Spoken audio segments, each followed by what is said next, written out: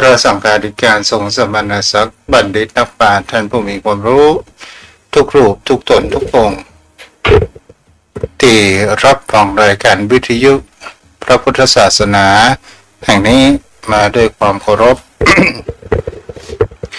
และขอเจริญสุขเจริญธรรมมายังพ่อออกไม่ออกศรัทธาอันมีพ่อหมอนแม่หมอนพ่ออุ้ยแม่อุ้ยปีปานะอ่านท่านผู้ฟังจมพ่อโยมแม่ท่านผู้ฟังผู้มีบุญทุกท่านที่ติดตามรับฟังธรรมะยามแรงทางสถานีวิทยุเพื่อการศึกษาพระพุทธศาสนาและวัฒนธรรม 104.5 เมกะเฮิรตซ์โดยการส่งลิงก์สัญญาณไปณสถานที่ทางสถานีวิทยุแห่งนี้คือวัดฝายหินตำบลสุเทพอำเภอเมืองจังหวัดเชียงใหม่ได้รับความเมตตาธรรมจากท่านอาจารย์พระครูสมุวิศวัตรบรกิจโจ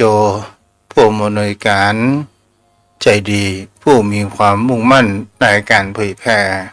ธรรมะสู่ประชาชนเป็นกู้เป็นกิมยมพ่อยมแม่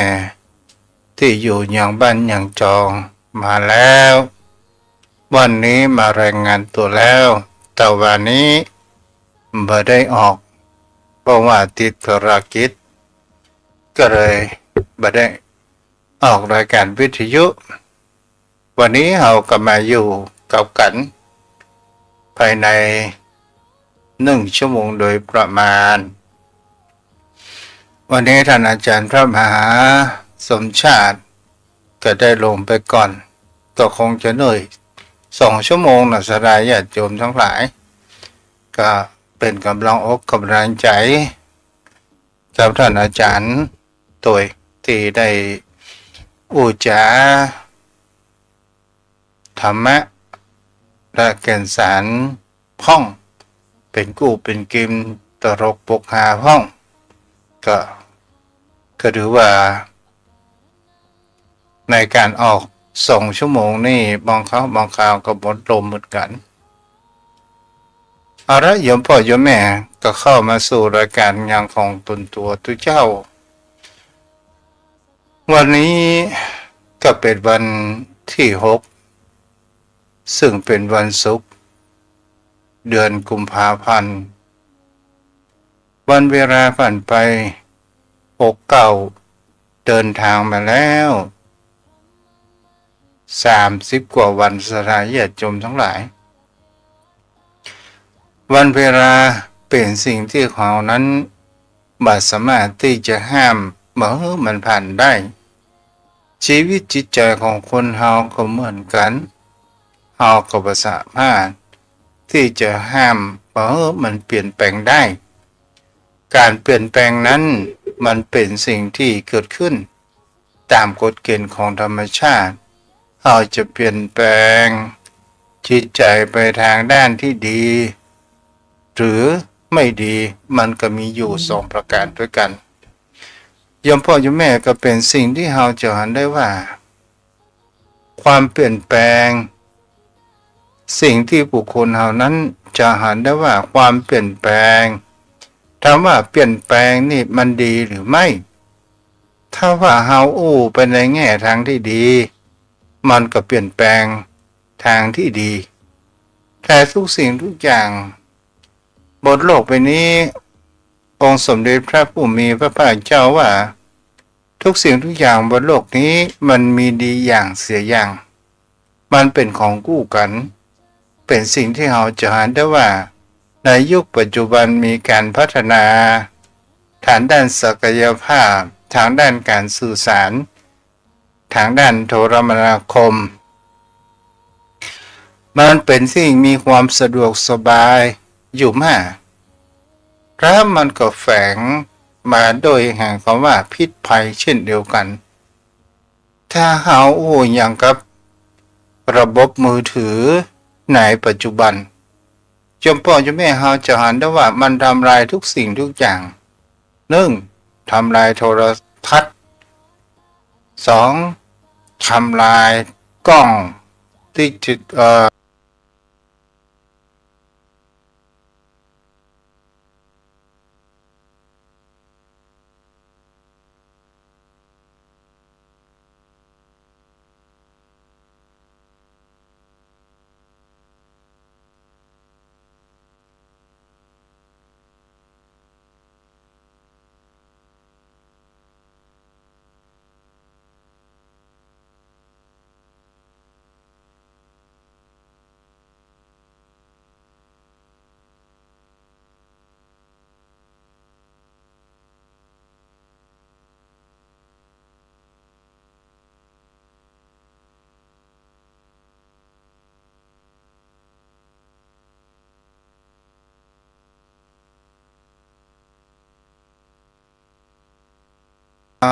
แก๊งคอลเซ็นเตอร์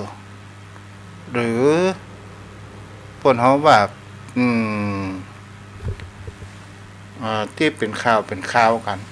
หลอกลวงกับยมพ่อยมแม่ผู้เป็นข้าราชการบำนาญนี้อย่างนี้มันก็ก่อให้เกิดแห่งความเสียหายเกิดขึ้นนี้อย่างนี้มันก็ก่อให้เกิดแห่งความเสียหายเกิดขึ้นในยุคปัจจุบันโทรศัพท์มันก็ทำลายสมาธิบางคนของลูกของหลานเอาได้เช่นเดียวกันเลยลูกนั้นก็มักขวบไป2 ขวบถูกให้ก็เอาโทรศัพท์นั้นฮื้อแล้วเขาก็เป็นในเสพในสิ่งที่แห่งความมีกระตุ้นอย่างเช่นพ่อการ์ตูนเขาก็หันการ์ตูนมันเปลี่ยนไปทุกลักษณะเวลาต่างๆนานาเกิดขึ้นมันก็ทำให้สมาธิของเราอ่อนนั้นเป็นสมาธิสั้นเราก็ลองดูสังเกตและพิจารณาว่าลูกหลานในยุคนี้เนี่ยจะอยู่นิ่งสักนาทีนั้นบ่สามารถที่จะกระทำได้เขามีความคิดอะไรอย่างเขาก็จะโล่นไปต่างๆนานาเกิดขึ้นแต่ที่บุคคลที่ห่างบ่ให้ลูกหลานดูโทรศัพท์มือถือตั้งแต่เล็กมันก็ดีมันก็ทำให้เขานั้นเป็นคนมีสมาธิยาวเกิดขึ้นมันทำลายไปทุกสิ่งทุกอย่างในโทรศัพท์เครื่องเดียวดีอย่างเสียอย่างมันก็มีทั้งคุณและมีทั้งโทษยมพ่อยมแม่ต่อมาวันนี้ จะอู้ธรรมะเกี่ยวกับความเป็นพื้นให้ยมพ่อยมแม่นั้นได้รับฟังกันยมพ่อยมแม่ในสิ่งที่บางครั้งบางคราว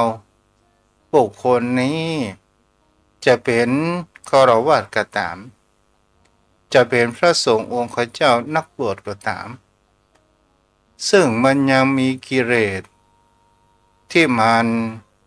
ผ่านมาแห่งอายตนะภายนอกภายในเข้ามากระทบกันเกิดขึ้นบางสิ่งบางอย่างถ้าเราหมูแห่งความเป็นไปเราก็จะเกิดแห่งความหลงแล้วเราก็ไปเกิดแห่งความยึดว่าเป็นตนตัวของเราแท้จริงแล้วทุกสิ่งทุกอย่างบนโลกใบนี้ไม่ได้เป็นของเราอย่างสักอย่างแม้กระทั่งร่างกายของคนเรานั้นที่เราถือกันว่าเป็นตนตัวของเราแท้จริงแล้วมันก็ไม่ใช่ตัวของเราจะไปหลงไปยึดมั่นถือมั่นเหมือนมากนักตลอดจนถึงสิ่งที่เป็นกระบวนการแห่งบนโลกใบนี้ก็คือกระบวนการของขันธ์ห้าในความเป็นไปของชีวิตของคนเราทุกคนนั้นมีขันธ์ห้าเหมือนกันทุกคนแต่ทุกคนจะเข้าใจขันธ์ห้าหรือไม่นั้นก็อยู่แห่งประการหนึ่งยมพ่อยมแม่ท่านผู้ฟังทั้งหลายครั้งพุทธกาลที่ยังวัดพระเชตวันองค์สมเด็จพระผู้มีพระภาคเจ้ายังประทับจำพรรษาอยู่ยังวัดพระเชตวันในครั้งพุทธกาลวัดที่พระองค์นั้นจำพรรษามากที่สุดก็คือยังวัดพระเชตวันนี้แหละยมพ่อยมแม่มีครั้งหนึ่งมีตู้เจ้าตัวหนึ่งชื่อว่ากาละในเรื่องนี้เป็นสิ่งที่เราจะเห็นได้ว่าพระกาละหรือว่าพระการผู้นี้เนี่ยการกออาลอลิงเนาะไปใจรอจุฬาเด้อตอนนี้สถานญาติโยมทั้งหลายก็มีแม่ยกโยมอุปถากซึ่งหันยังพระรูปนี้ซึ่งก็คงจะมีแห่งความว่าน่าเลื่อมใสน่ารับถือ ก็ ก็ได้เป็นโยมอุปถากเหมือนดังบรรดาดูแลบุตรของตัวเองโยมพ่อโยมแม่ทีนี้เนี่ยพระรูปนี้ยังหนุ่มแน่นอยู่ก็เลยเกิดแห่งความหลงใหลของตัวเองอยากจะให้โยมผู้หญิงคนนี้เนี่ยอุปถากตัวเองนั้นตลอดไปใบอยากจะให้ไปอุปถากอย่างพระรูปอื่นเกิดขึ้นก็ด้วยเหตุการณ์ประการเช่นนี้สถาญาติโยมทั้งหลายเมื่อรักเหมือนดังลูกแล้วก็ก่อให้เกิดแห่งความผูกพันต่างๆนานานั้นเกิดขึ้นอย่างอุบาสิกาคนนี้ก็ได้นิมนต์อย่างตัวเจ้าตัวนี้หรือว่าพระสงฆ์ตัวนี้มารับภัตตาหารที่บ้านนั้นอยู่เป็นประจำจนทำให้เกิดแห่งคำว่าความหลงตัวเองและลาภสักการะนั้นเกิดขึ้นกับตัวของตัวเองและก็เป็นสิ่งที่จะเห็นได้ว่าเมื่อนางนั้นอยากจะไปฟังธรรมยังขององค์สมเด็จพระผู้มีพระภาคเจ้าพระสงฆ์รูปนี้กับพระการรูปนี้ก็ไปอยากจะให้โยมอุปถากนั้นไปฟังธรรมพระพุทธเจ้ากลัวเกิดแห่งความเลื่อมใสเกิดขึ้นในว่าถ้าว่านางได้ไปฟังธรรมของพระพุทธเจ้าแล้วจะเกิดความเลื่อมใสและจะละบาดูแลตนตัวของตัวเองก็เลยเป็นสิ่งที่ห้ามปรามอยู่สม่ำเสมอเกิดขึ้นตกมาอยู่วันหนึ่งนั้นในการที่ ยังหมู่ญาติของนางอุบาสิกาผู้นี้ก็ได้ไปฟังธรรมยังวัดพระเชตวันไปฟังธรรมของพระพุทธเจ้าได้เกิดแห่งความปลื้มปิติยินดีก็ได้มามาจ๋าว่าการฟังธรรมจากพระโอษฐ์ของพระพุทธเจ้าอย่างเป็นมีแห่งก็ว่ามีเสียงไพเราะมาทุกเสียงก็คือเสียงอันงามเสียงที่มีไพเราะเพราะเพลงเกิดแห่งความศรัทธาความเลื่อมใสนั้นเกิดขึ้นโดยหาว่าอัจฉริยะสถาญาติโยมทั้งหลายนางนี้ก็ได้ยืนยังญาติของตัวเองว่าไปฟังธรรมที่ยังวัดพระเชตวันพระพุทธเจ้าได้เทศนาธรรมแล้วก่อให้เกิดแห่งความรึกซึ้งกับจิตใจอยู่มากมายนางก็ได้อยากจะไปก็เลยบอกยังพระสงฆ์ที่ตัวเองนั้นอุปถากอยู่พระสงฆ์นี้เมื่อมารับพระทหารนางก็ได้ว่าอยากจะไปฟังธรรมของพระพุทธเจ้าพระสงฆ์รูปนี้เนี่ยก็ได้หาข้ออ้างต่างๆนานาบอกว่าที่จะไปฟังอ้างว่าโอ้ฟังแล้วเกิดความลำบากต่างๆนานาเกิดขึ้นห้ามอยู่ถึง2 ครั้งศรัทธาญาติโยมทั้งหลายด้วยความแห่งศรัทธาอุบาสิกาผู้นี้เนี่ยก็ได้รักไปแต่ก็ได้บอกให้ยังลูกสาวของตัวเองนั้นดูแลเรื่องภัตตาหารแต่พระคารผู้นี้อยู่นางก็ได้ไปฟังธรรมของพระพุทธเจ้าและพระกาลผู้นี้ก็เข้ามาที่ยังบ้านแล้วก็ถามลูกสาวว่าแม่เธอไปที่ไหนนางก็ได้บอกว่าแม่นั้นไปฟังธรรมที่ยังวัดพระเชตวันศรัทธาญาติโยมทั้งหลายทีนี้เนี่ยพูดถึงว่าความอิจฉาริษยาความมีความยึดมั่นถือมั่นความเป็นพูดถึงว่าทุสเมโทผู้มีปัญญา3ก็เลยกลัวว่าอุบาสิกาของตัวเก่านี้จะไป อุปถากพระพุทธเจ้าเลยเข้าไปเฝ้าพระพุทธเจ้าหลังจากอุปาสิกานี้ออกจากวัดจากวาแล้วก็บอกว่าอุปาสิกาที่ผู้มาฟังธรรมนี้เนี่ยได้ใส่โทษแปลงโทษใส่เพิ่นว่าเป็นหญิงผู้มีโง่เขลาเบาปัญญาต่างๆนานาพระพุทธองค์บุทอไปสอนในเรื่องแห่งเขาว่าธรรมที่อัศจรรย์มากนักสอนแต่เพียงทานและศีลกับพอละก็อยู่ประมาณนี้เรื่องแห่งคำว่าลึกซึ้งลงไปแห่งคำว่าขันธ์ห้าขอองค์สมเด็จพระผู้มีพระภาคเจ้าจะไปแสดงเต้อนางเป็นคนโง่เขลาเฮาก็ลองดูว่าองค์สมเด็จพระสัมมาสัมพุทธเจ้าเพิ่นเป็นแห่งคำว่าพระอรหันต์หรือว่าเป็นผู้รู้แห่งโลกทั้งสามพระองค์นั้นก็ได้ติเตียนว่าทุสเมโสคือเป็นผู้มีปัญญาสามเธอบอกควรที่จะมาอู้อย่างนี้การที่จะมาอู้อย่างนี้ถ้าเอาอู้ภาษาบ้านๆเฮาเนาะเอาอู้ราษาศัพท์ถ้าเธอมาพูดอย่างนี้หรือว่ามาอู้อย่างนี้โยมผู้นี้เนี่ยอุปถากเธออยู่ตลอดเวลาเธอไปในบ้านแม่ใดเธอก็ได้ฉันยังภัตตาหารแต่ความคิดของเธอนี้เป็นความคิดที่มีการฆ่าตัวเองถ้าว่าอุบาสิกาผู้นี้ได้รับทราบได้รู้ว่าเธอเป็นประการเช่นนี้เธอนั้นจะขาดในการอุปถากทันทีพระองค์ก็บอกว่าเหมือนก่อภัยทำลายตัวเองด้วยขุยหรือว่าเฮาจะอ่านว่าก่อภัยเมื่อมันเกิดดอกแล้วมันก็ย่อมตายพวกเราว่าก่อภัย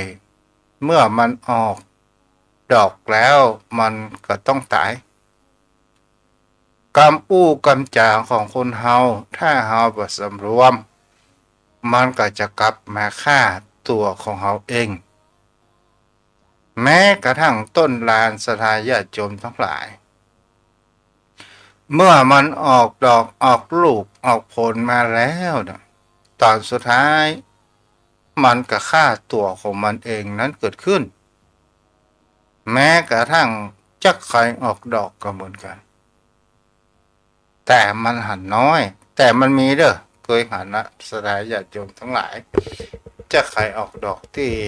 มันมีกำอู้กำจาคนมาโอ้รอให้จักไข่ออกดอกก่อนก็มาอู้แก่จาการนี่นะแต่มันมีนะมันจะว่ามันบ่มีเด้อจักไข่ออกดอกนี่นะอันนี้ก็เป็นสิ่งที่เราจะนะว่า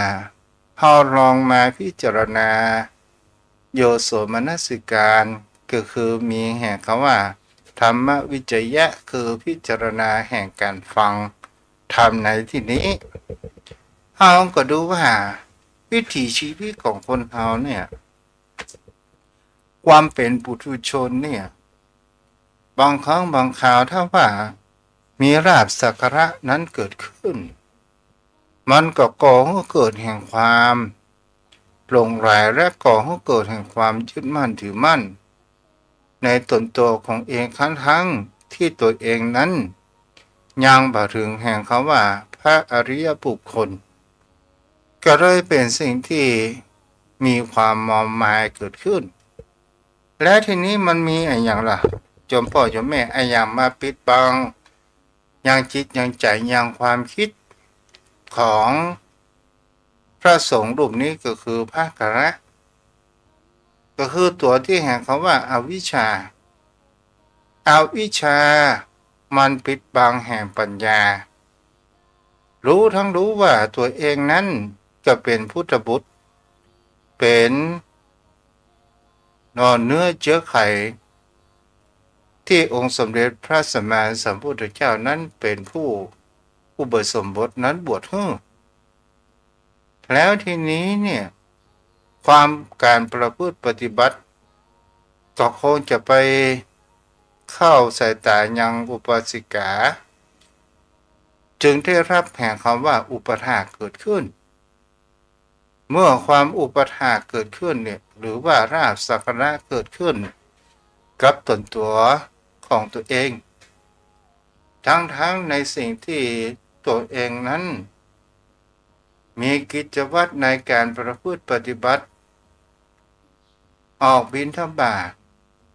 แต่สิ่งที่มีแห่งคำว่าปิดบังใจนั้นก็คือแห่งว่าความคิดอิจฉา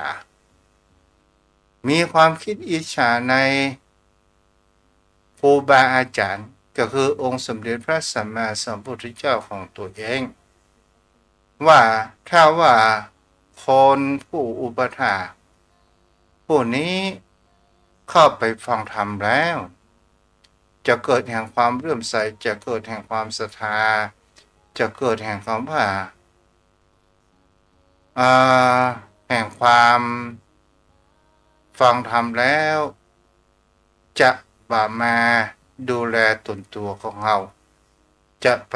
กลับไปดูแลองค์สมเด็จพระสัมมาสัมพุทธเจ้าลาภสักการะของเรานั้นก็จะขาดหายไปหมายคือว่ากว่าโยมตัวเองนั้นน่ะไปเลื่อมใสยังพระพุทธเจ้าทีนี้ศรัทธาญาติโยมทั้งหลายความปิดบังแห่งจิตใจเนี่ยถ้าว่าบุคคลเฮาถ้ารู้ว่าเพิ่นจะไปเลื่อมใสจะไปฟังธรรมไผถ้าไปฟังธรรมขององค์สมเด็จพระสัมมาสัมพุทธเจ้าเนี่ยถ้าเป็นเฮาก็ยินดีไปเถอะเหมือนกับศรัทธาญาติโยมบางครั้งบางคราวมีผู้มาถามว่าเอาบ่ได้เป็นศรัทธาไผเด้ออย่างกับศรัทธาชุมชนในหมู่บ้านหมู่จองบอกว่าเฮาเป็นศรัทธาที่นี่หมู่บ้านนี้เฮาจะไปทำบุญที่อื่นได้ก่อนที่ไหนมันก็เป็นบุญมันก็ทำได้ศรัทธาญาติโยมทั้งหลายแม้กระทั่งว่าจะอยู่ในชุมชนของวัดอาตมาก็ตามบางคำบางข่าวเฮาไปยึดมั่นถือมั่นว่าถ้าว่าเป็นศรัทธาชุมชนในวัดนี้บอกควรที่จะไปอุปถัมภ์อุปถากอย่างวัดแห่งที่อื่นมันบ่ใช่หรือศรัทธาญาติโยมทั้งหลายมันเป็นสิ่งที่คนเฮานั้นกระทำได้ที่ไหนก็คือเป็นบุญเป็นกุศลแม้กระทั่งจะมาวัดมาวาหรือไม่ได้มาวัดมาวาถ้าจิตใจของคนเฮานั้นเป็นบุญเป็นกุศลมันก็อยู่ที่ไหนก็เป็นธรรมะอยู่ที่ไหนมันก็เป็นบุญเป็นกุศลนั่นก็หมายถึงคำว่าอยู่ที่ไหนแล้วก็อยู่ที่จิตใจของบุคคลเฮานี่แหละถ้าเฮาไปยึดมั่นถือมั่นว่าโอ้โยมคนนี้เป็นศรัทธาบ้านเฮาแล้วอย่างแม่กินตาลวัดนี้อ่ะโยมห้ามเข้าวัดเฮามาแหมเด้อปะตักปะตอเพิ่นอันนี้ก็หมายถึงเขาเช่นเดียวกันครับพระกาละรูปนี้เนี่ยที่มีความอิจฉาในครูบาอาจารย์ของตัวเองแท้ที่จริงแล้วเพิ่นจะไปวัดไหนก็ตามมันก็เป็นสิทธิส่วนบุคคลก็บ่ต้องไปว่าศรัทธาวัดเหนือวัดใต้บ่ต้องไปผู้จะประกาศเช่นนั้นคนจะศรัทธาใครก็ตามคุณจะเริ่มใส่ไหนก็ตามสุดท้ายมันก็คือพุทธศาสนาจุดในคำสอนขององค์สมเด็จพระสัมมาสัมพุทธเจ้าเช่นเดียวกันต่อมาศรัทธาญาติโยมทั้งหลายอันนี้ก็เป็นสิ่งที่ตัวเจ้าก็ได้ค้นพบค้นเจอซึ่งตีรักคำสอนขององค์สมเด็จพระสัมมาสัมพุทธเจ้าว่าทุกสิ่งทุกอย่าง ไม่ใช่ของเราไม่ใช่ตัวตนของเรามันก็แม่นบางครั้งบางคราวเป็นสิ่งที่บุคคลเฮานั้นบ่สามารถที่จะเข้าใจได้อย่างคำว่าเฮาไปหลงในขันธ์ห้ารูปเวทนาสัญญาสังขารวิญญาณเนี่ยโยมพ่อโยมแม่เป็นสิ่งที่เราจะอ่านได้ว่าขันธ์ห้านี้ก็คือเป็นสิ่งที่มันเกิดขึ้นในชีวิตปัจจุบันของคุณเราในแต่ละวันนั้นเกิดขึ้นรูปก็คือสิ่งที่มันเกิดขึ้นเนี่ยเพราะว่าการกระทบเข้ามากระทบทางตาหูจมูกลิ้นกายใจของเราก็ตามเมื่อมากระทบแล้วมันก็เกิดวิญญาณก็เกิดแห่งความรู้ต่างๆนานานั้นเกิดขึ้นแต่ถ้าว่าบุคคลเฮานั้นไปเสริมแต่งในกระบวนแห่งความปรุงแต่งถ้าเฮาหันแล้วเนี่ยถ้าเฮาไปปรุงแต่งว่ารูปนี้งามรูปนี้มันงามถ้าเป็นรูปงามและเฮาก็เกิดแห่งความหลงไหลนั้นก็คือตัวแห่งคำว่าเวทนาเกิดขึ้นเวทนาหันแล้วมีความสุขถ้ามาหันแล้วเกิดแห่งความทุกข์เฮาก็พออารมณ์แต่อารมณ์แต่ละวันของเฮาอารมณ์สุขและอารมณ์ทุกข์เนี่ยมันเกิดขึ้นแม้กระทั่งวินาทีก็ตามกันเดียวมันกับปรุงเมื่อมีความสุขกันเดียวมันกับปรุงเมื่อมีความทุกข์อย่างนี้แหละเป็นสิ่งที่บางสิ่งบางอย่างเมื่อมันปรุงไปเป็นแห่งความทุกข์เฮาก็ไปหลงว่าเฮาจะต้องเอาคืนและเฮาบ่ปล่อยผ่านถ้าเฮาดูไปแล้วถ้าเฮาวางจิตใจเป็นกลางที่แห่งคำว่าอาทุกขมะสุขยะไม่สุขไปทุกข์ก็คือใจสติของเฮานั้นเฝ้าดูและเฮาบ่ปรุงแต่งอย่างเช่นถ้าเฮาหูอย่างว่าเฮานั่งเมินเฮาเจ็บข้างเจ็บขาและเฮาลองดูว่ามันมีแต่ความรู้สึกแต่งเฮาไม่ได้ปรุงแต่งมันเป็นทุกข์แต่ถ้าเฮาเข้าไปปรุงแต่งว่าเป็นตนตัวของเฮาตัวของฉันมันที่จะเกิดความเจ็บปวดมากมายแม้กระทั่งแห่งคำว่าเวลาเฮาเจ็บป่วยเมื่อยไข้ปวดหัวก็ตามถ้าเฮาลองดูว่าปวดหัวเนี่ยถ้าเฮาบ่กินยาเฮาก็ลองดูว่ามันเจ็บหัวถ้ามันเจ็บหัวแต่เฮาบ่ได้ไปปรุงให้มันเป็นสุขและเป็นทุกข์เฮาอยู่ให้มันเป็นกลางๆเจ็บหัวมันดังตึกเฮาก็ลองสังเกตดูว่ามันก็ว่าเที่ยงแท้การเดียวมันก็เปลี่ยนแปลงถ้ามันคลายแล้วมันก็สบายแม้กระทั่งเวลาเฮาทำกิริยาอาการใดๆอย่างหนึ่งถ้าว่านั่งเมินกล้ามเนื้อมันเครียดแต่ถ้าเฮาลองสูดหายใจเข้าลึกๆและเฮาปล่อยหายใจออกทางปากยาวๆสัก3 ครั้ง 4 ครั้งและเฮาก็ลองดูว่ามันตึงมันเป็นลมมันเครียด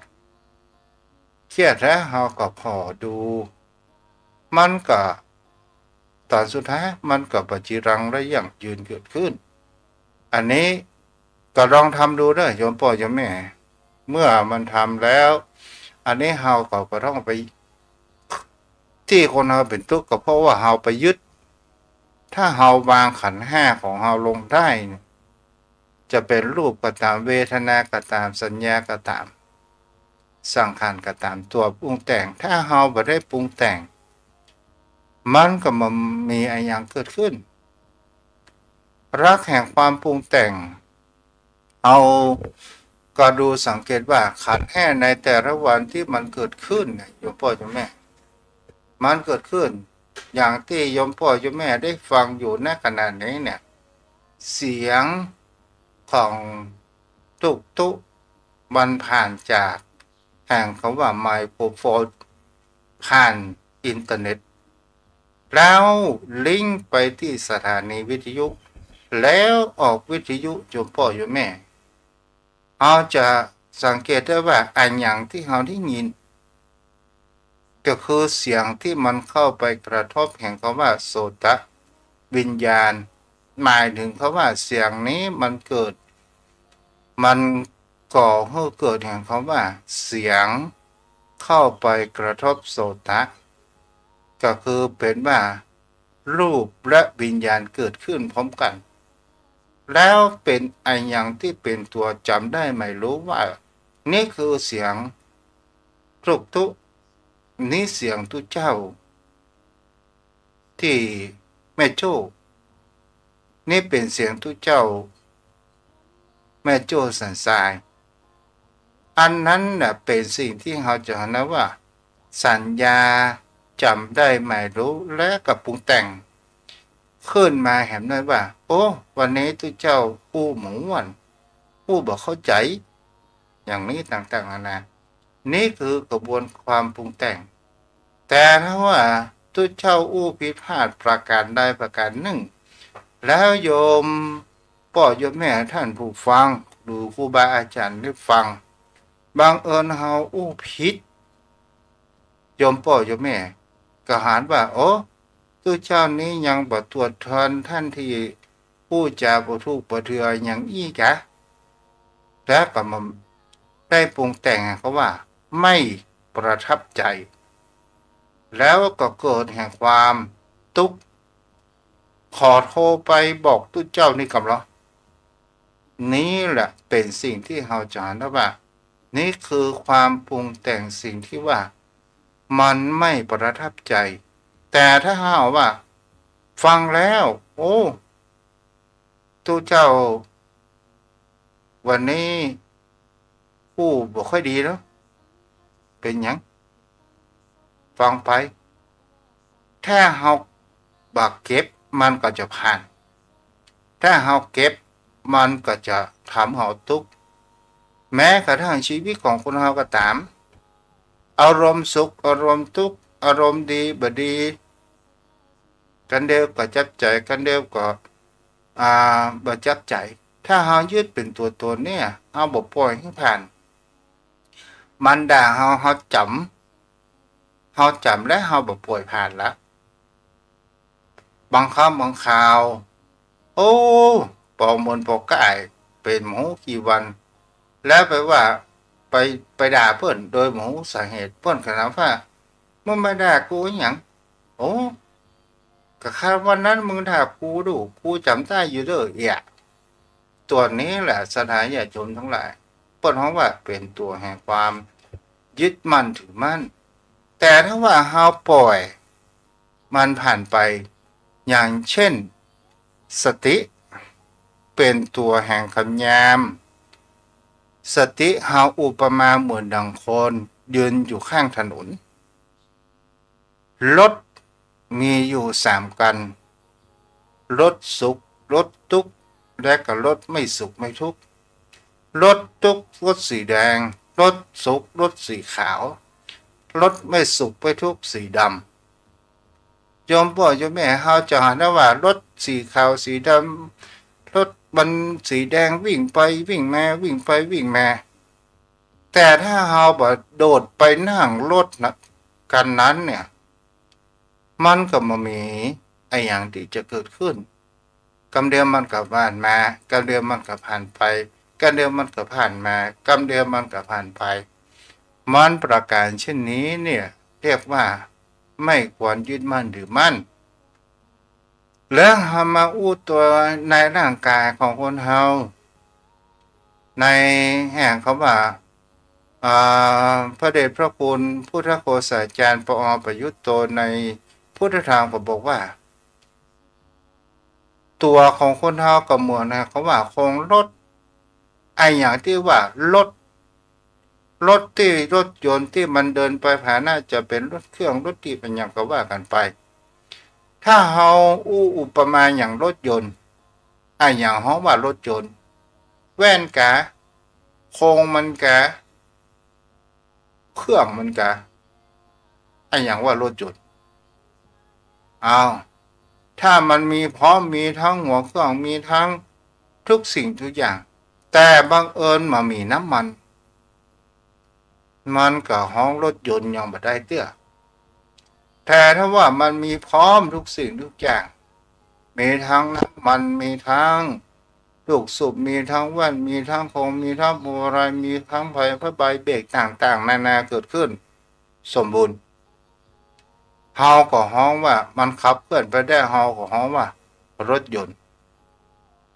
แต่ถ้าว่ารถยนต์เกิดน้ำมันแห้งตายกลางทางดับกลางทางเฮาก็ยังฮ้องว่ารถยนต์อยู่แต่มันขาดน้ำมันก็เหมือนกับบุคคลเฮาเนี่ย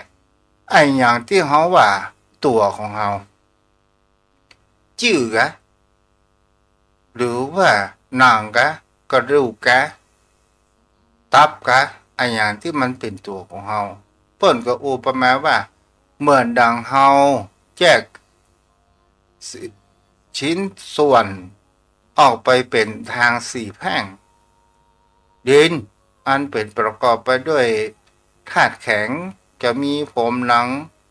ฟันเอ็นกระดูกต่างๆนานาม้ามปรับต่อยป้อยปดไส้หลายสิ่งหลายอย่างกระดูกกระเดี่ยวเอาไปกองอยู่ข้างหนึ่ง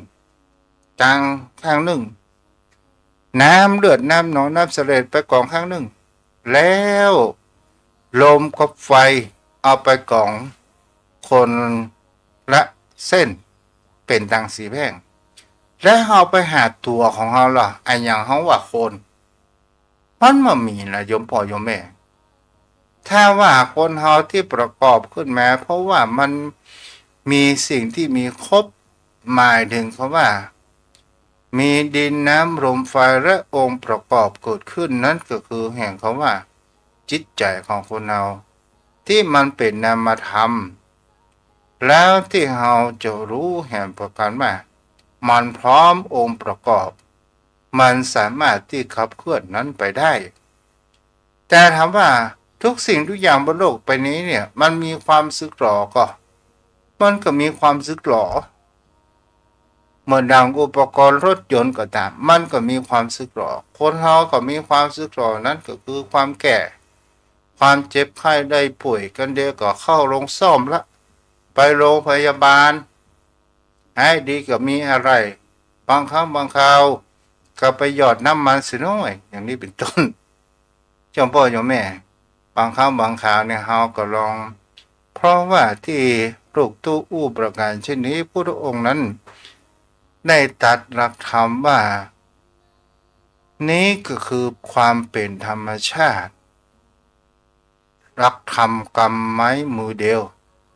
เป็นสิ่งที่คนเรานั้นสามารถเรียนรู้แห่งธรรมะหมายถึงเขาว่าเราเรียนรู้แห่งธรรมะเราบ่ใช่ได้ว่าฟังธรรมะแล้วเราจะบรรลุเป็นพระอรหันต์จะเป็นผู้วิเศษต่างๆนานาไม่ใช่เรียนรู้ธรรมะในที่นี้ก็คือเข้าใจแห่งความเป็นผู้เข้าใจแห่งความเป็นมนุษย์เข้าใจในแห่งความว่าเป็นสัตว์โลกเข้าใจว่าเฮาควรจะเดิมเนินชีวิตอย่างใดเมื่อเฮาเกิดแห่งความทุกข์ความปรุงแต่งที่มันเป็นทุกข์มากและเฮาจะทำอย่างใดเพื่อจิตใจของเฮานั้นเป็นสุขนั่นก็คือหมายถึงว่าเฮาก็ต้องมีสติในที่นี้ก็เหมือนดังยามสติก็คือความรู้สึกเฮาก็ลองรับตาลงถ้าเฮามีสติเฮาก็เอ็กซเรย์ร่างกายของคนเฮาก็ได้พิจารณาตั้งแต่เส้นผมลงหาหนังรวมหาเนื้อหนังบางสาของเฮาไล่ลุ่มจน ไปถึงดุ่มเนี่ยขึ้นดุ่มขึ้นมาแถวบนพ่อก็รู้ได้ว่าอ๋อกันเดียวกล้ามเนื้อนี้มันกระตุกกล้ามเนื้อมันเข่งตึงนั่นก็คือความรู้สึกเข้าใจบ่เข้าใจมื้อเรื่องวันนี้นะ เอานะมองว่าป้อนันเป็นจะได้เนาะก็วันนี้ก็ขอพูดจากับป้อนันกันเนาะอืม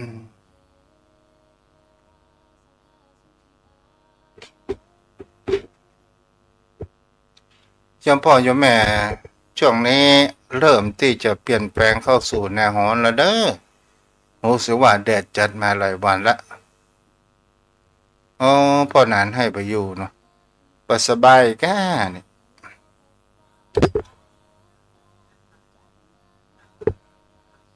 จังความเคารพตัวเองครับ เอ๊ะ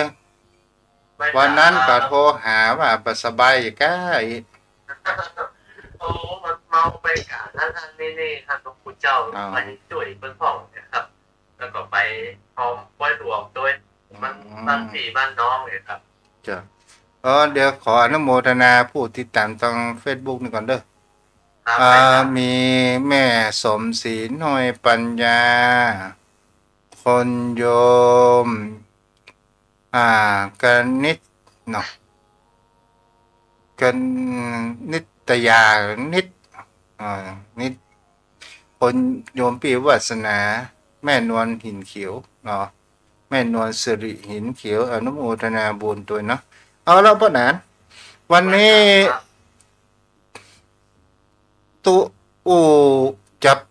ต้นชนปลายบรูบเรือพ่องก็มีนะก็เข้าใจอยู่ครับท่านพระคุณเจ้าก็มันก็ลงอยู่ที่ความประยึดมั่นถึงมั่นมันมันมีสติในการควบคุม เพราะร่างกายสังขารของเรามันเป็นธรรมชาติ มันบังคับบัญชาการมันมาได้หรือมันแก่ มันก็ไปตามเวลาของมันตามสภาวะธรรมความแก่ ความเจ็บเพื่อความเจ็บนี่เพื่อใครจะพูดต่อไปเพื่อความเจ็บโรคภัยไข้เจ็บนะครับเจ้าอืมมันเป็นโรคภัยไข้เจ็บเนี่ยมันห้ามได้ยากนะผมเจ้าเป็นคุณตุ๊กของปอมันเนี่ยมันดี มันต้องมาเอาหนาวมันต้องป้องกันจะได้เป็นอย่างนั้นมันร่างกายเรามันบอบบางท่านพระพุทธเจ้าความต้านทานมันก็ลดน้อยถอยลงไปอ่ะเป็นวัดเป็นไอเป็นหัวหมดเป็นไหวเป็นไหวสัตว์ต่างๆอย่างเนาะครับเป็นเช่นนั้นครับท่านพระพุทธเจ้ามันจะระมัดระวังรักษาสุขภาพร่างกายแล้วก็เที่ยงอย่างมันอาจจะมันเป็นไปตาม ถึงว่าคนหนังบางก็มีเดี๋ยวพวกนั้นเวลาแก่ตัวนี่จับที่ไหนหน่อยก็เป็นจำเลือดอย่างนี้เนาะอ๋อครับเป็นอย่างนั้นแต่ครับท่านพระคุณเจ้าเพิ่นมันเป็นตกปานดำปานแดงเลือดมันค้อนเป็นตีครับเวลาไปโจรนั่นนี่โจรน้อยเดียวได้วันสองวันก็เริ่มม้าเริ่มดับจากวันเป็นว่า หนักไม่ครับจะอันนี้มันเป็นธรรมชาติวันนี้เรามาอู้ในสิ่งที่ชีวิตของคนเราเนี่ยแท้ที่จริงแล้วมันมีกระบวนการขันแห้ก็คือกระบวนการในวิถีชีวิตของคนเราปัจจุบันเราประนานไม่สาครับรูปเวทนาสังขารวิญญาณเนี่ยมันอยู่ตลอดแต่เราบอกเข้าใจในการกระทำของมันถ้าเราบอกเข้าใจในการกระทำของขันธ์ห้าเนี่ยและเราจะไปหลงและเราจะไปยึดมันไม่กับคนนั้นมันเป็นธรรมชาติของมันทำหน้าที่ของมันแต่ละอย่างถ้ามันขาดสิ่งใดสิ่งหนึ่งไปมันก็บกพร่องหรือว่าเสียโอกาสถ้ามันขาดลูกมันที่มันจะมากระทบกับจมูกเนี่ยถ้าเราขาดไปมันก็ถือว่ามันบกพร่องมันทำหน้าที่ของแต่ละอย่างที่ท่านเจ้าว่าจึงมวลเนี่ยมันเป็นสมมุติสัจจะเรียกว่าคนหรือว่าร่างกายสังขารของเราถ้าเราแยกออกเป็นอันที่ไหนรูปที่ไหนสังขารที่ไหนวิญญาณเราแยกออกเป็นอย่างเป็นอย่างยิ่งใหญ่ครับท่านเจ้าจะอันนี้ ก็เป็นสิ่งที่เราจะว่าขันธ์ห้าก็คือกระบวนการดำรงชีวิตในแต่ละวันหมายถึงเขาว่าเราหันรูปเราหันเสียงนี่ก็ถือว่าเป็นรูปที่มันเข้ามากระทบทางหูที่เราก็จะหันได้ว่าบางครั้งบางคราวคนเสียงเพราะเสียงเพราะบางครั้งบางคราวเสียงที่เพราะเราก็มีจิตใจฟูเสียงที่เพราะคนกล่าวเตือนบางครั้งบางคราวคนเราบ่เข้าใจก็เกิดแห่งความว่าความโกรธความไม่ก่อให้เกิดแห่งเพราะว่าไฟเผาโดนแห่งจิตใจของคนเรา ครับสิ่งที่มันแบบพึงปรารถนา มันมากระทบกระทั่งทำให้เราปรุงแต่งและเกิดความไม่สบายใจ แต่ถ้าเอารู้ด้วยสติของเราว่าเสียงที่เราได้ฟังนะมันมาถูกอกถูกใจเราก็ต้องฟังนะที่มันมากระทบตามันก็เพิ่งใจเราก็ต้องดูสิ่งใดที่มันมากระทบจิตใจเมื่อมันผมหมดอกหมดใจคุณข้องหมองหัวก็ปล่อยวางก็ปกวางไปอย่าเอามาปรุงแต่งก็เก็บตุ๊กแล้วท่านเจ้าครับเป็นท่านเจ้าว่านะสักแต่ว่าเห็นสักแต่ว่าได้ยินเสียงสักแต่ว่าได้ลิ้มรสคำว่าเฮาต่อไปมันเกิดขึ้นที่เฮาหันแล้วเฮากับพ่อแต่เฮาปรับปรุงแต่งนี่บ่ได้บ่ได้ ถ้าเรานำมาปรุงแต่งเนี่ยถ้าเรากระทำเพื่อเราถ้ามันเป็นอิทธารมก็ดีถ้าเฮาอู้ภาษาบ้านๆของเฮาว่าเฮาสนใจเฮาก็เป็นทุกข์เฮาบ่สนใจเฮาก็เป็นสุขนี่ดีกว่าเป็นเช่นนั้นท่านเจ้าอธิบายว่าถ้าเรายึดมั่นถือมั่นเราแบบได้ยินเสียงแต่ว่าได้ยินได้เห็นสักแต่เพียงว่าได้เห็นเราก็ยึดเราก็เป็นทุกข์แต่และสิ่งนี้มันก็ผ่านไปมันก็ตั้งอยู่เดี๋ยวมันก็ดับไปมันได้อยู่กับเราตลอดนะครับเราก็ลองมาดูสังเกตสิ่งที่เราหันง่ายอย่างเช่นเราอาบน้ำเราจะหันว่าเราอาบน้ำเนี่ยถ้าเราบ่ได้คิดพิจารณาก็เหมือนว่าน้ำหยดนี้มันเป็นน้ำหยดเดิมถ้าได้จริงน้ำที่มันผ่านตัวของเรามันไม่ใช่หยดเดิมมันเปลี่ยนไปทุกหยดทุกเวลาเกิดขึ้นไม่ว่าประดานครับแต่มันตอนที่เรื่องการที่เราพูดมันเป็นน้ำมันเดียวกันจริงๆมันก็ผ่านไปนะครับท่านเจ้าบางครั้งบางคราวสิ่งที่คนเรานั้นความปรุงแต่งมันก่อให้เกิดแห่งคำว่าสมุนกิเลสนั่นก็คือความโลภนี่มันเป็นยางเหนียวมันสลัดออกได้ยากความโกรธมันเหมือนกับไฟที่เผาโลนความหลงก็เหมือนกับความมืดที่จนหั่นจนนี่ต่างๆนานานี่พวกนั้นเนาะครับอวิชชาเนี่ยครับมันเป็นตัวที่มัวมืดเมื่อเราได้รู้ถึงความเป็นจริงนะครับท่านเจ้าแต่ทั้ง3อย่างนะความโลภความโกรธความหลงถ้ามันเข้าครอบงำเราแล้วนะครับเราคุณมัวบอกรู้เท่าถึงทันในสิ่งที่มันเกิดขึ้นมันก็เป็นตัวกิเลสที่ทำให้จิตใจเราเศร้าหมองกับพวกนั้นก็ลองสังเกตดูว่าอย่างความโลภอย่างก็ว่าเพื่อสร้างโรงทานอย่างเนี้ยไอ้คนที่มีความโลภเนี่ยเขาก็ยังหมูว่าเขาจะเอาไปอีกอย่างแต่มันมีความโลภมันอยากได้อยากมีอยากเป็นเฮาก็ลองพอว่าคนที่ไปเอานะมีหน้าแห้มแก้มม้อยหมดบ่โปร่งใสอย่างสักอย่างพวกนั้นปากมันใหญ่กว่าตองท่านพระคุณเจ้ามันเหมือนจะกินได้ถึงหลอกแต่ที่จริงเรากินแค่อิ่มถ้ามันอิ่มไปแล้วมันจะเริ่มอิ่มมันก็มันอยากอยู่นะความอยากมันอยากให้ได้อย่างที่ความอยากความอยากในที่นี้หมายความว่าอยากกินหรือว่าอยากจะเอาชนะอยากไม่ใช่อยากกินค่ะท่านเจ้าอยากจะเอา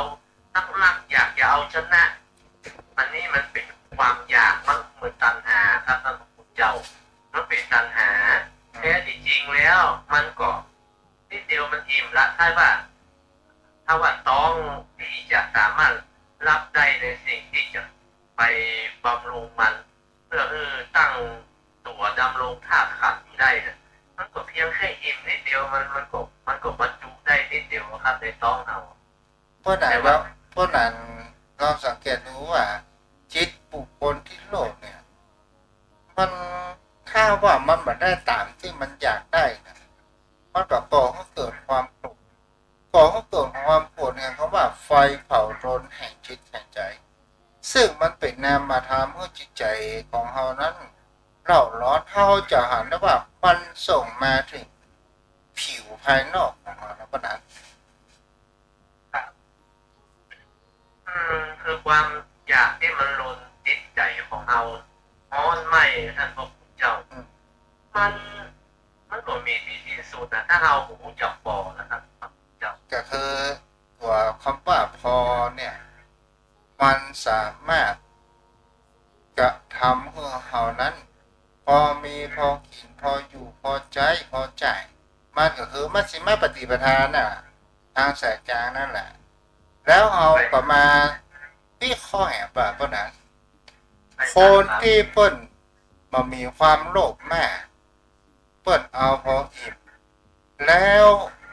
เมื่อเปิ้นมาได้เปิ้นก็ปล่อยวางเอาไปเถอะเอาไปเถอะแล้วมันก็มีความโกรธนะครับเราก็ลองดูว่า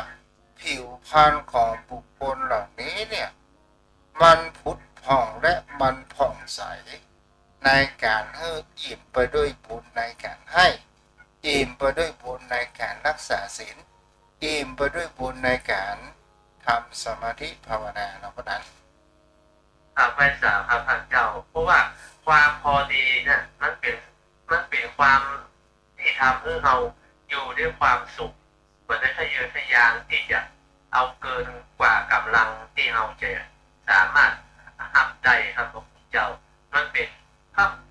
มีความพอดีอยู่ในตัวแล้วก็ไม่ถึงว่าเป็นเศรษฐีในตัวนะครับมันอยู่ด้วยความสุขแต่เพราะว่าถ้ามีความพอดีเกิดความร้อนรุ่มทะเยอทะยานที่เข้ามาครอบงำจะเอาได้จะเอาจนได้จะเอานักจะเอาจนเกินกำลังมันเกิดความไม่สบายใจขึ้นครับท่านเจ้ามันก็เป็นภาระที่เราแบกไว้ในมันแบกไว้ในจิตในใจของเรามันหนัก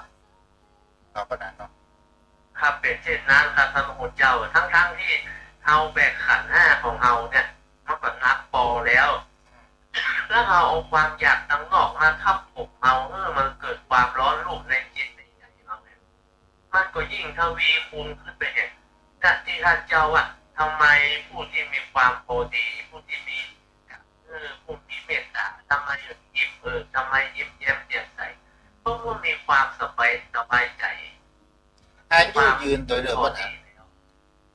พ่อนะไม่ทราบครับอายุยืนโดยเด้อคนที่ถ้าตามภาษาบ้านๆของเราว่าคนบ่เครียด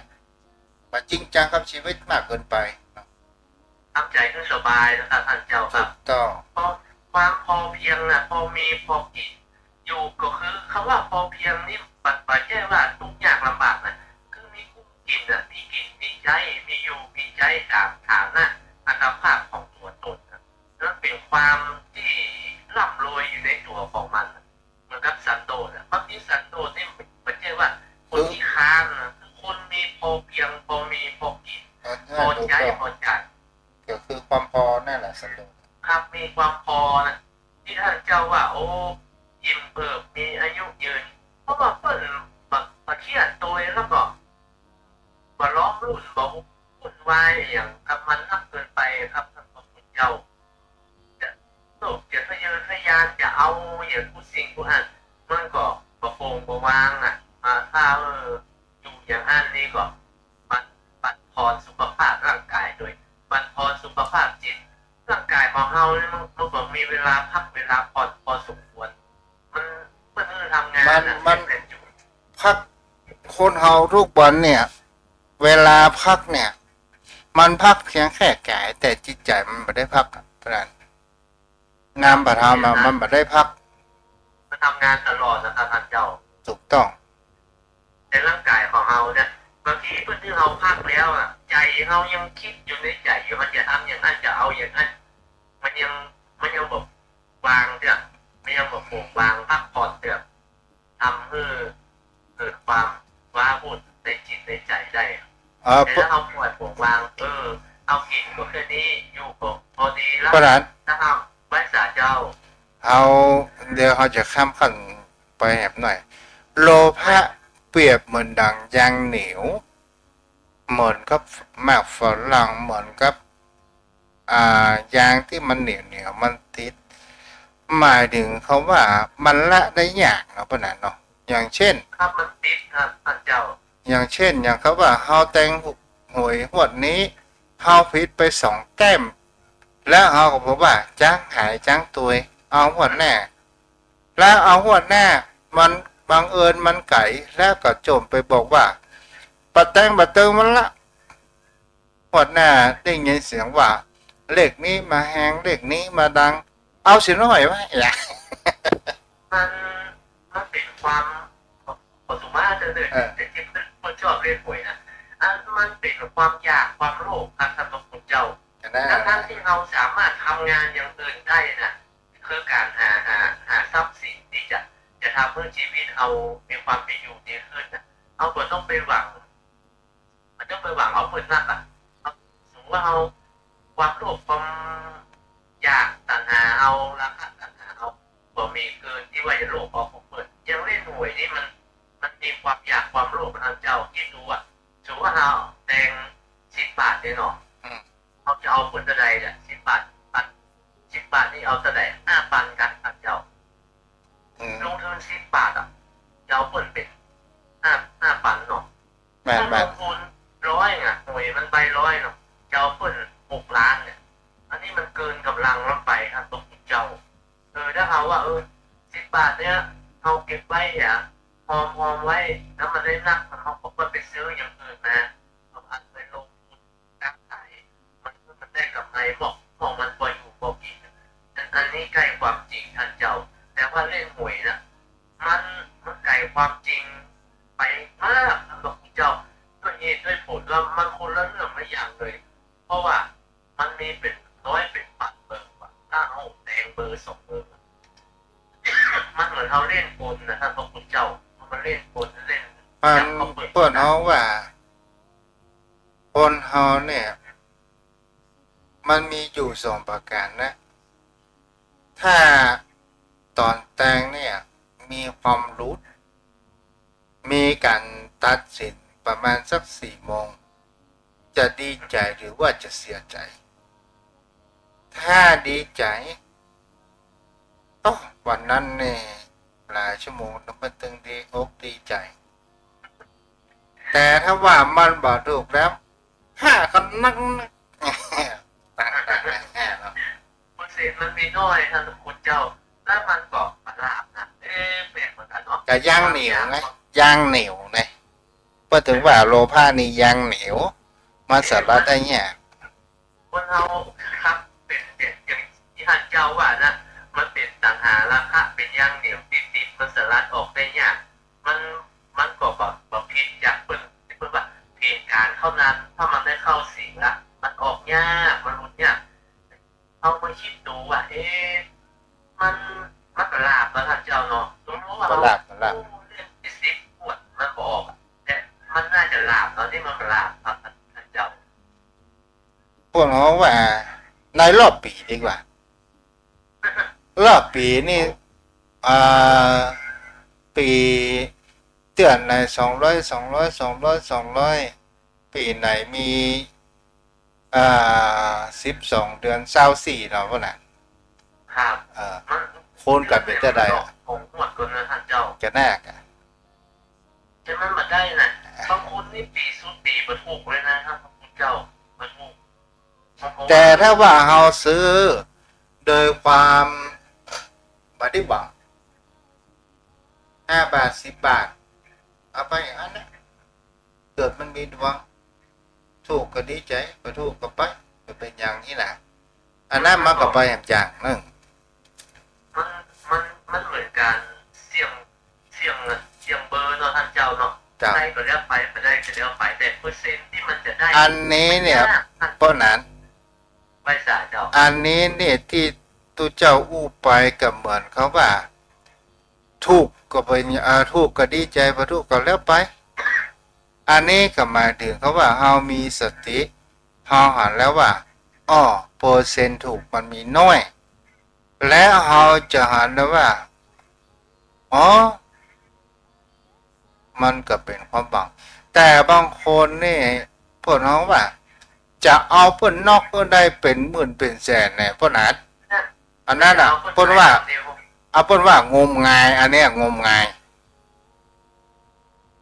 เนาะเพิ่นเป็นต่อละเพิ่นเป็นต่อละบาทเนี่ยเพิ่นเฮ้ยยังเป็น20กว่า เอาแล้วปะเนี่ยปะนั้นหมดเวลาไหว้สาพักเจ้าได้เลยนะทำคนสอบเพื่อสติธรรมสอนใจผู้ที่มีอุปนิสัยชอบเสียงโจกกันเป็นโหดเป็นเกียรติกันเนอผู้ก็เอาหมดมาได้เลยจริงๆก็ไม่ใช่ ชี้แจงกับแบบไรมันอ่านภาพเนาะ ครับเป็นบางใบกัดมาได้เนอคิดไปว่าปัดไปว่าบันดีบางงามเนอบางมักเป็นวจีกรรมนะครับเนอผู้กัดเอาหมดสนทนาธรรมกับท่านเจ้าก็ได้นะครับก็ขอขอบพระคุณในเมตตาธรรมท่านเจ้าด้วยความเคารพยิ่งและท่านญาติธรรมกัลยาณมิตรกัลยาณธรรมทุกท่านก็ขอเพื่อเอาธรรมะเป็นที่ตั้งเนอเป็นรถธรรมของพุทธเจ้าเป็นรถที่เลิศที่สุดในโลกครับผมมีรถอย่างจะมาเปรียบเทียบได้นะครับต้องขอขอบพระคุณทุกท่านครับสวัสดีครับ อนุโมทนากับโยมพ่อโยมแม่ที่รับฟังติดตามทางเฟซบุ๊กและรับฟังทางบ้านทางจองก็ขออนุโมทนาบุญตัวเด้อบุญเอาเกิดจากการฟังก่อให้เกิดแห่งปัญญาขออนุภาพแห่งพระรัตนตรัยปกปักรักษาให้โยมพ่อโยมแม่มีสุขภาพร่างกายแข็งแรงเหมือนกันทุกท่านทุกคนเธอ